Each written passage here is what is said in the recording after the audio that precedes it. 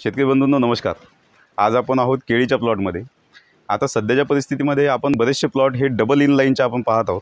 तर हा आमचा नेटाफेम इरिगेशननी इथे इन्स्टॉल केलेला प्लॉट आहे। इथे तुम्ही पाहू शकता की केळीच्या दोन्ही बाजूंना आपण डबल लाईन टाकलेली आहे।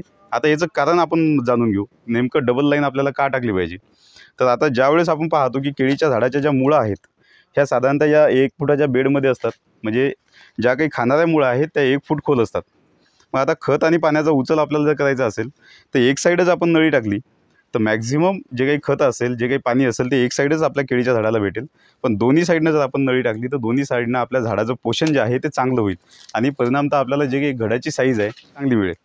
आता अजून एक सांगायचं झालं पण सिंगल लाईनच्या बाबतीत जर विचार केला, ज्यावेळेस आपण केळीच्या झाडामध्ये सिंगल लाईन टाकतो त्यावेळेस जर तुम्ही एक ऑब्झर्वेशन आपलं असेल तर केळीच्या झाडामध्ये ज्या साईडनं आपण सिंगल लाईन टाकलेली आहे त्याच्या अपोजिट साईडनं ज्या मुळा आहेत ह्या साधारणतः ज्यावेळेस आपण तिकडे ओलावा जाऊ देतो त्यावेळेस जास्त वेळ आपल्याला चालवत असतो, पण या जास्त वेळ जर आपण ठिबक चालवलं त्याच्यामध्ये पाणी आणि खताचा निचरा हा बेडच्या खाली होतो, म्हणजे आपण दिलेले खतं जे आहे ते वाया जातात।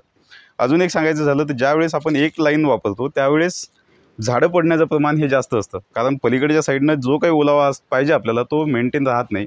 पण आणि झाड जे आहे ते पडण्याचं प्रमाण ज्या साईडनं नळी आहे त्या साईडनं पडण्याचं प्रमाण हे जास्त होतं।